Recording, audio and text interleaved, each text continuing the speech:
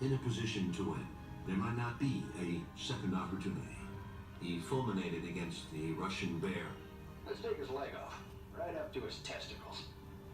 On second thought, let's take his testicles too. After the meeting, Kennedy remarked to his aide Kenny O'Donnell, "If we listen to them and do what they want us to do, none of us will be alive later to tell them that they were wrong."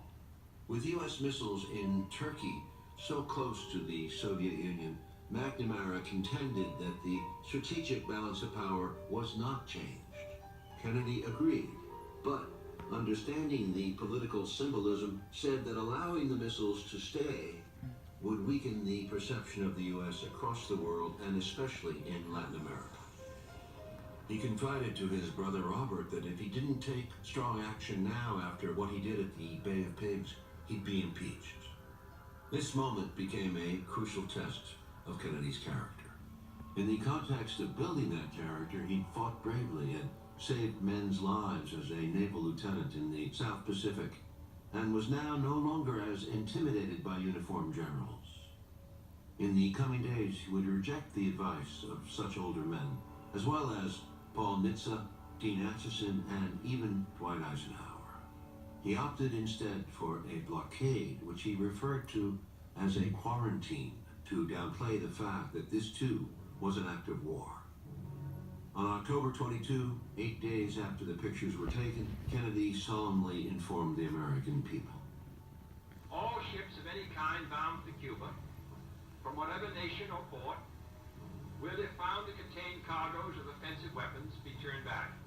He portrayed the U.S. as an innocent victim of unprovoked Soviet aggression, not revealing that we'd been fighting a terrorist war against Cuba since late 1959.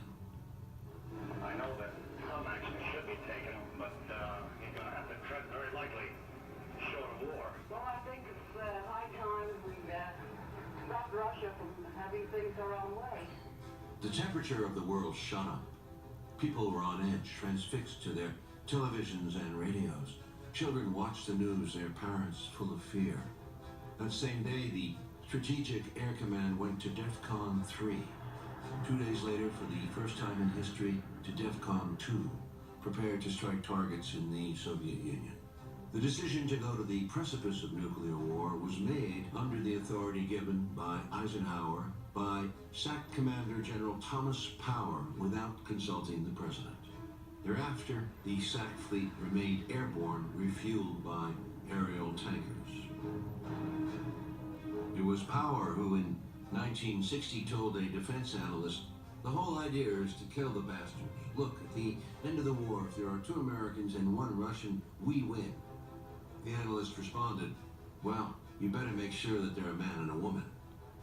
A series of harrowing incidents occurred, any one of which could have triggered a Holocaust. The SAC test missile was launched from the U.S. towards the Marshall Islands, and officials mistakenly reported that Tampa and Minnesota were under attack.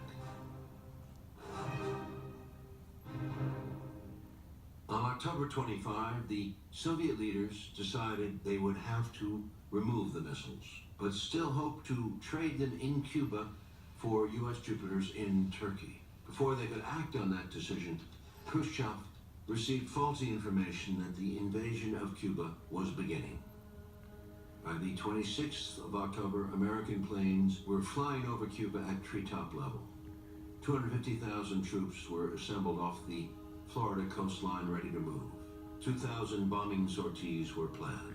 Castro predicted a U.S. strike within 72 hours. The 42,000-strong Soviet force, commanded by a Stalingrad veteran and backed by 100,000 Cubans, possessed, unknown to American intelligence, approximately 100 battlefield nuclear weapons. That's it. Khrushchev was losing control of the situation. In an amazing moment, he asked his generals if they could guarantee that holding this course would not result in the death of 500 million people. Now, what good would it have done me in the last hour of my life to know that though our great nation and the United States were in complete ruin, the national honor of the Soviet Union was intact?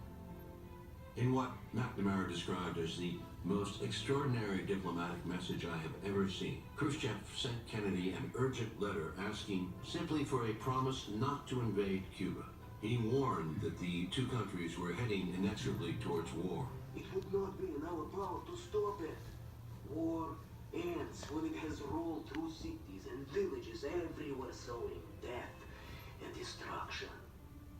On October 27th, an incident occurred that Schlesinger described as not only the most dangerous moment of the Cold War, it was the most dangerous moment in human history. The